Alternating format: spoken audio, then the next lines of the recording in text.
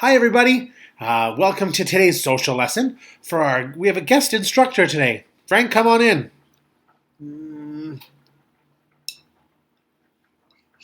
Hello, everybody. It's me, Frank. I know I've been quite distant, way more than 6 feet. But I'm going to be here to teach you a lesson today about the First Nations people and how their lives changed after the railway came in, or even before the railway, when the fur traders came in. Let's talk about what actually happened. So, first of all, between 1871 and 1875, North American hunters killed about 10 million buffalo. Holy man, that's a lot of buffalo. Now, the craziest part is by the mid-1870s, there was almost nothing left. Nothing. Americans who counted the buffalo could only count 6. From 10 million buffalo to just 6. That is so crazy. Now, we all know how important the buffalo were for the First Nations people. They provided food and many other items for them, and they also played a very big part in their spiritual lives. So we need to ask ourselves, how would the people's lives be different if all the buffalo were killed? That is a really big problem. So the government decided that they could help because they saw that the First Nations people were starving. So they thought of a great way they would get them interested in farming. Farming? They've been hunters and gatherers and now they're supposed to farm? I don't know if that's going to work. Yikes. So the government knew that settlers needed land to farm too. So instead, they decided to make treaties. Does anyone remember what treaty we live on? The traditional land of? You bet, Treaty 6. Now, a treaty is an agreement between two nations. So the government wanted to take the land for the settlers, but made promises to the First Nations in return. The First Nations would move on to areas of land called reserves. And if you know now, they still do live on these areas of land called reserves. In return, the government promised to give food, health care, farm equipment, and schools. Now, the important part about a treaty is that everybody keeps their promises. Do you think everyone kept their promise? Have you ever made an agreement with a friend and found out that there might have been a misunderstanding? I have. There was this one time I made a deal with, my friend Squeakums. Yeah, and it didn't go so well because he thought it was a totally different idea. So we both had two different ideas. As we know in our history, that kind of happened with some of our treaties. Not everyone thought the same thing was going to happen. That causes some problems. For the First Nations people, they saw the treaty as a solemn and sacred promise that would last forever. They had many treaties with everybody else, not just the government. So they believed in these treaties. And treaties helped both people. It was something that was beneficial to everyone. Now the government believed that they should own the land and divide it into lots that the settlers could farm. That caused issues.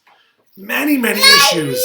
Some of the First Nations people believed that the treaties pushed them onto smaller pieces of land, which it did, the reserves, but it said that it separated them from their sacred lands. So they were giving up traditional practices. And that was a problem. That was not okay because that was their tradition. And we know how important tradition is in our lives. So even though the government thought they were doing great things for the First Nations people, they didn't. Sometimes it wasn't seen the same on both sides. That's where it gets to become an issue.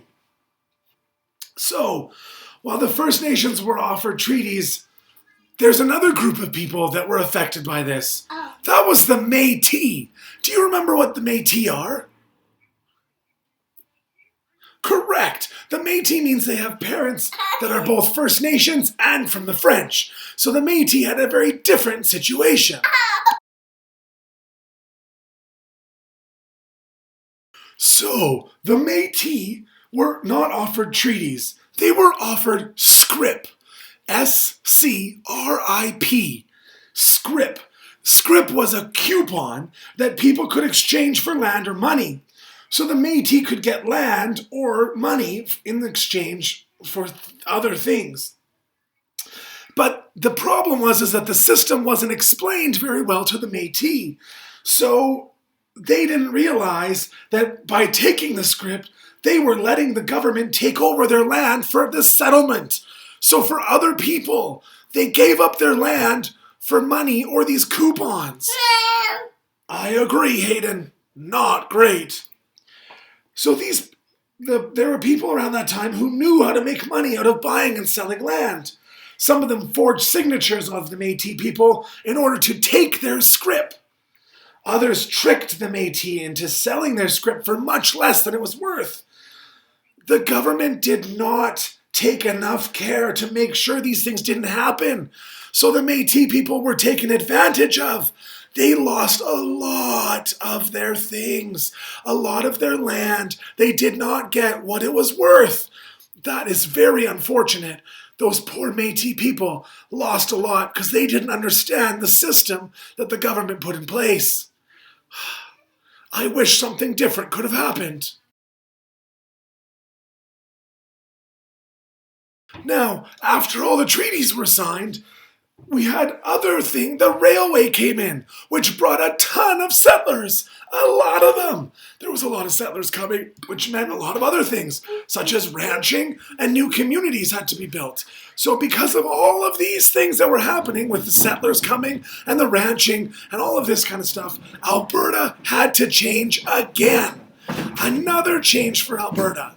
Boy, oh boy, they had a lot of things going for them. So these immigrants started coming, and they were immigrating to Alberta for the farming and ranching because of the great land. It was a great opportunity for them to come west. Posters were displayed all over the place telling people to come to Canada for the land. There was posters in the United States. There was posters in Europe, like Ukraine and Poland and Germany. All those people had been farmers for generations, but they came to Canada to bring their farming skills with them. They were very huge in the building of Alberta.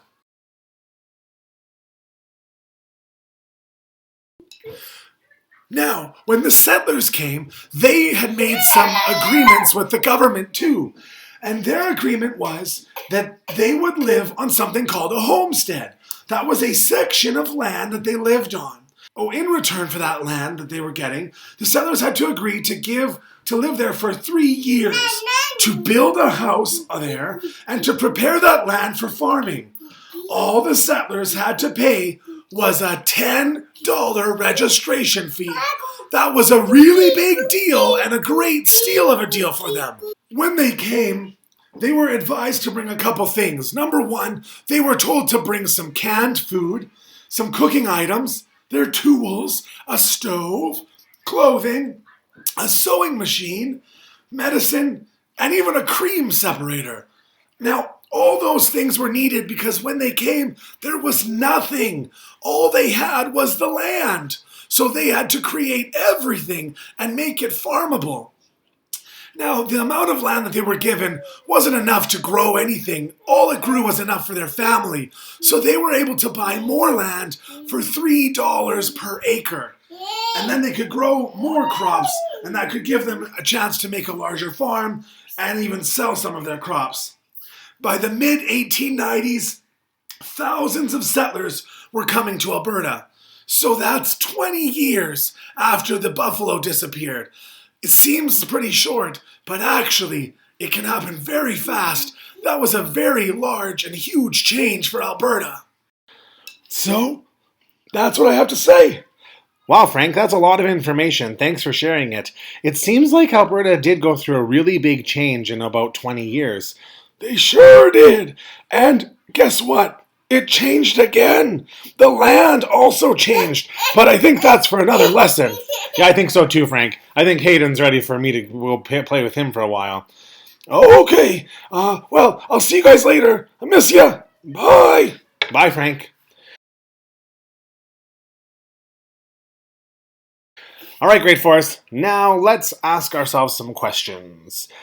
We need to think about number one, the First Nations people, they made these agreements, but not every agreement was the same for everybody. So that's important to think about. Number two is that these treaties that were signed were different for every First Nation. Then, because of all the land changing, the settlers started coming. They wanted this land. It was great farming land, and Canada and Alberta were advertising this awesome land. So people were starting to come. It was getting a lot more people a lot quicker. Why did they all get here?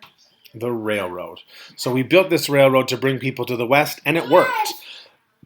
And that's about it for now. Next lesson, we're going to talk about how the land started changing. Because think about it, when people are starting to use the land, it's going to change too.